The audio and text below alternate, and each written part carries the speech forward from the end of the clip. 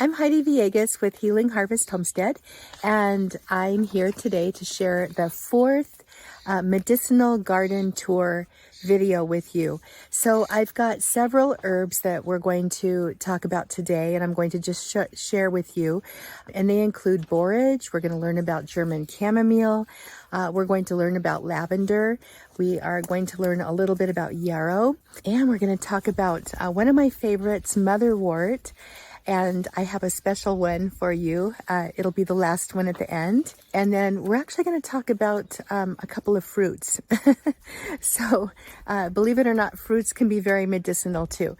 So let's go ahead and get started. So the first herb that we're going to talk about in this quick little garden tour, number 4 in the series, is German chamomile. So this is German chamomile.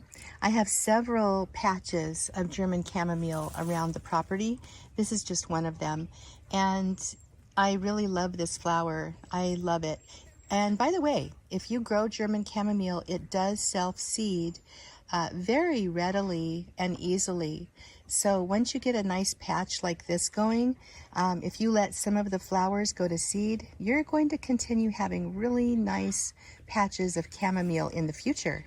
German chamomile is very, very easy to grow from seed. I've got a big patch of it here. This is one of my long medicinal herb beds. It's about 2 feet wide and the whole length of our garden area. And I've got almost 100% medicinals planted in this area. Actually, I think they are all medicinals. Well, except for the sunflowers, and they actually have medicinal value too. Anyway, back to German chamomile. I love German chamomile. Number 1, it's bright and cheerful and just so beautiful. Let me pick a little sprig for you here. Little tiny one. And you can see the leaf structure as well as the flower structure. The leaves actually are a little bit wispy, but when you have a patch of them growing and they're close and they grow closely together, the leaves actually look thicker than they really are. But when you harvest the plant, this is kind of what it will look like. And the part we use for our herbal teas are the aerial parts, specifically the flowers mainly, and you can use the leaves as well. So I just tend to dry them, lay them out and dry them on their stems, and then I garble off the flowers and the leaves. So here are some things German chamomile is really good for. It's excellent for inflammation, especially for topical use. So you can infuse it in oils to get some of the benefits. And the essential oil is amazing for inflammation because it's one of the blue oils that contains chamazoline, which is a chemical that is pretty specific for inflammation. It's excellent. It's really nice for skin healing and wound healing. So if you have itchy skin or eczema or a wound, making a chamomile salve or even a spray or using the hydrosol can be really helpful too. Lots of ways to prepare and work with German chamomile. Another thing German chamomile is really good for is as an eye wash. It's really helpful specifically for conjunctivitis. So you can make up a lightweight chamomile tea and use an eye cup and just rinse out your eye, or even just soak a washcloth and just lay that on your eye and rinse very, very gently. That can be very helpful. But the thing that chamomile is best known for is its ability to be a mild sedative. It's wonderful for helping people get to sleep, and I really love using it with children, especially with kids who have trouble focusing and perhaps may have a little bit of a hyperactivity going on because of that, or a difficulty with attention.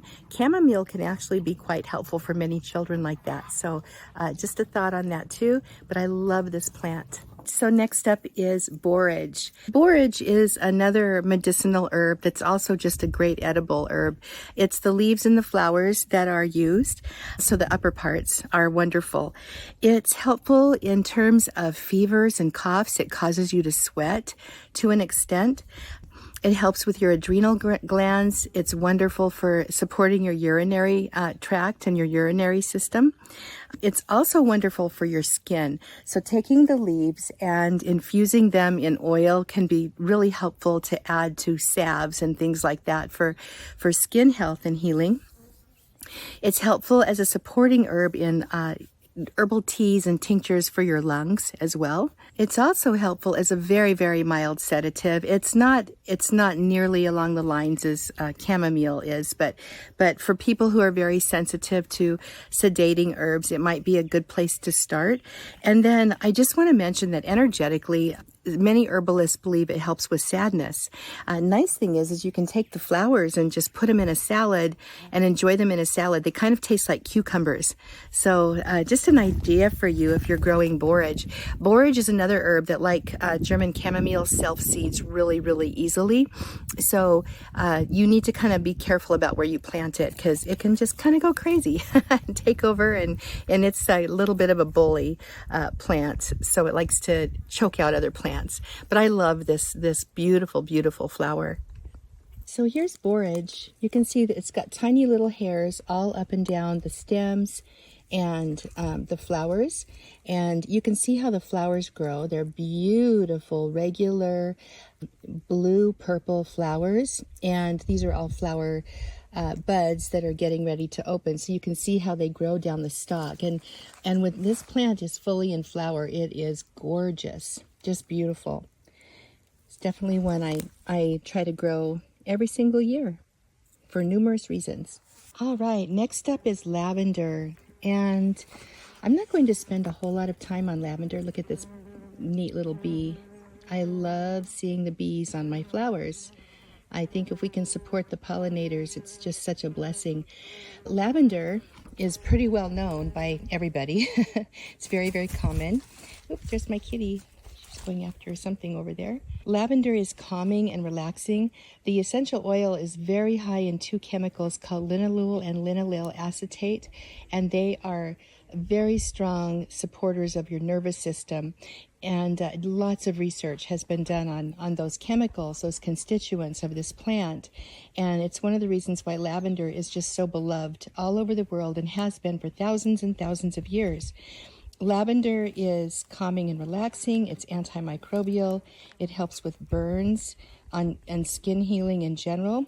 Headaches, car sickness. I love it for car sickness, by the way. Just dab a little bit behind your ears along with some ginger in your cheek, and that just might take care of the problem. It's also helpful for fungal skin infections, similar to tea tree. So lavender is a nice one to add in addition to tea tree. It's also helpful for joints and muscle pain and just general inflammation. So as you can see, lavender is gorgeous. I think if you can grow lavender, it should be in everybody's garden. It's a Mediterranean herb, and it does like to have the soil be dried out between waterings. But with that said, it does like its water too. So it's a fine line. And right now my lavender has bloomed out. It's actually past the point of harvest with these stems. And I did harvest quite a bit of my lavender, but not all of it, because I love leaving some for the bees. We've got to take care of those bees. So here I'm sitting in a little portion of the herb garden area that has quite a few medicinal herbs too, just like the other one I showed you. I'm going to talk about two plants I'm sitting right next to right now. One of them is Yarrow. There's a whole story behind the name of Achillea millefolium. And if you go to my Yarrow video, I did a specific video on foraging for Yarrow. You can listen to that there. It's a really good video for foraging wild Yarrow if you want to take a look at that. Really quickly, some of the things that Yarrow is good for are fevers, colds and flus. It's an excellent hemostatic herb. It's one of my favorites. I like to dry it, powder it up, and keep that in my home apothecary to add to cayenne powder and kale and clay, because if you have a wound, you can make a compress out of these materials and place it with pressure on your wound, and it's amazing. So I really like it in terms of that. It's helpful as a digestive too. It helps with bloating and other digestive issues. And there's many other things Yarrow is good for. Please watch that video I did on specifically Yarrow. It's excellent. Okay, the next plant we're going to talk about, Motherwort, is an amazing heart tonic. I love growing this herb. It's a member of the mint family, Lamiaceae. Its Latin name is Leonurus cardiaca. Okay, so you can kind of figure out a lot by the Latin names. Cardiaca, obviously the heart. And Leonurus kind of tends us to think of lions. But anyway, it is very, very wonderful as a heart tonic, as a matter of fact. I like to use it in conjunction with hawthorn, which we'll talk about here pretty soon. But it's also a mild relaxant. Motherwort's wonderful. If you are a woman in menopause and you have a lot of anxiety due to that, take some motherwort tea with some lemon balm and or some chamomile and just relax. It's really, really helpful for that. Motherwort has a strong affinity for the female body. Men can use it too, but it's wonderful as a uterine support tonic. It's wonderful during labor. It is not suggested to use during pregnancy or nursing. So stay away from it if you're pregnant or nursing. But once you're in that labor and delivery room, if it's a normal labor, it can be helpful to stimulate the uterine contractions. Another way that motherwort is really great for women is it helps regulate menstruation. So if you have heavy periods or if you have irregular periods, it can be really a nice plant to add to your repertoire of plants. And I like to also include it in my hormone balancing formulas for women as well. All right, so that's motherwort. So here's a close-up of motherwort. It's pretty easy to grow. It's a typical mint, as you can see, with the flowers up the stalk, and the leaves are a little bit different than most mints, although you do have the signature vein structure, and it can grow quite tall. This year has been unusual in terms of growth for my plants in my garden. We had a long, wet, cold spring, so things are not shooting up as tall as normally they are. Right now my motherworts are about 2 feet tall, but they can get up to 5 feet or so. So there's motherwort. Here's yarrow, and these are also yarrow that are getting going here. I did grow these from seed, so these are cultivated, and I'm very proud of them because yarrow seeds are super tiny and a little tricky to get going, but you can see the fern-like leaves here. Really, really nice. And the flowers, which generally the best ones to use are white, or like this one is coming up a little purple. And so those are fine to use as well. And many people ask me, can you use the hybrids? And yes, you can. It's just fine. So yarrow, motherwort, 2 wonderful plants. This amazing little plant, these are blueberries. Woohoo! Normally you wouldn't think of blueberries as being medicinal, but they are. They're pretty amazing. So did you know that blueberries might be responsible for reducing DNA damage? It's true. There have been some studies on this, and again, always follow up what I say with some research of your own. But blueberries are extremely high in antioxidants. The antioxidants are able to scavenge free radicals in your body. Super helpful for your entire system. Anti-aging, they're great for your eye health. And guess what? They may actually help with blood pressure, cholesterol, and improving blood sugar levels too. So blueberries are amazing, as I like to use them as both medicinals and as food. And many herbs are food. Many medicinal herbs are food herbs as well. And blueberries definitely in that category. You may have heard of bilberries. Bilberries are a close relative of blueberries, and they are specifically indicated for the eyes. And they are such a close relative to blueberries that blueberries too are definitely definitely indicated for the eyes. What do we have here? These, my friends, those are the flowers, are blackberries. Yeah, blackberries. These are actually wild blackberries that we've begun to cultivate, so they do grow very, very nicely here, and this year they are jam-packed with berries, so the harvest is going to be beautiful. Now, the other day I think it was the Medicinal garden tour number 1 or 2, I showed you guys the the raspberries. Now, raspberries and blackberries come from the same genus, and I showed you the raspberry leaf on the back was silver, where the blackberry leaf is not. It's just a beautiful light green. So it's very different, and they have different medicinal qualities, although some similarities, but mainly they're different. So let's go ahead and talk about some of the medicinal qualities of blackberry. I think you're going to start wanting to grow your own blackberries. Here we go. So blackberries are incredible for intestinal support. If you've got dysentery or IBS, if you suffer from IBS, it can be very supportive. And also just general diarrhea. They're wonderful. You can use the whole plant from root to leaf to berries and the flowers. It's great.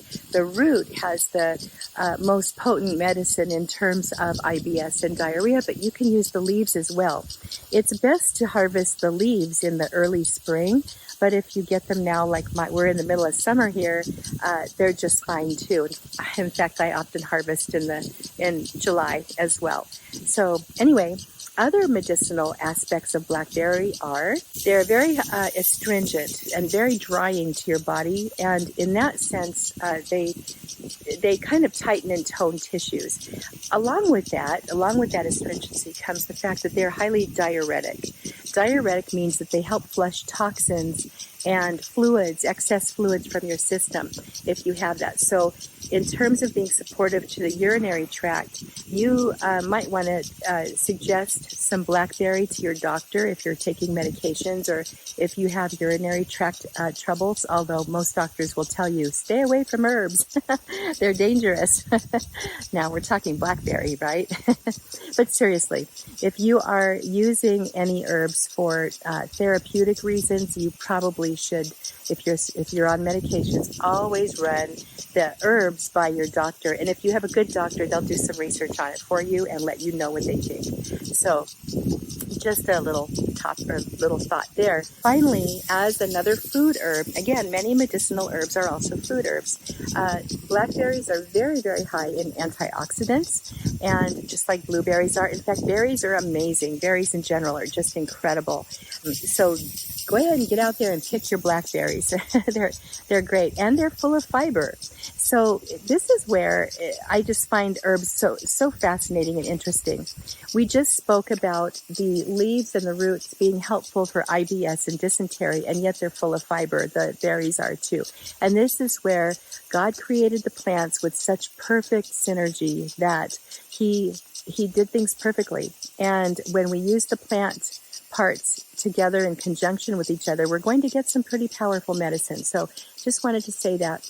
And finally, I've been thinking about a little surprise for you guys who like to watch these garden tours. I'm just wondering if you would like me to put together a little PDF for each one of these, or maybe a big PDF for when I'm all done. Either way, it would just have the benefits and uses and things that I'm talking about here. If that's something you think you might like, let me know in the comments. Let me know, say yes, please, or I would love that. And also, if you have any herbs that you want me to go over, if I'm growing them, then I will, okay? Because I get questions about all kinds of things all the time. Chicory, usnea, California poppy, St. John's wort, which, by the way, I have a really great St. John's wort series on YouTube. So we'll link to the identifying St. John's wort above too. All right. I hope you enjoyed this.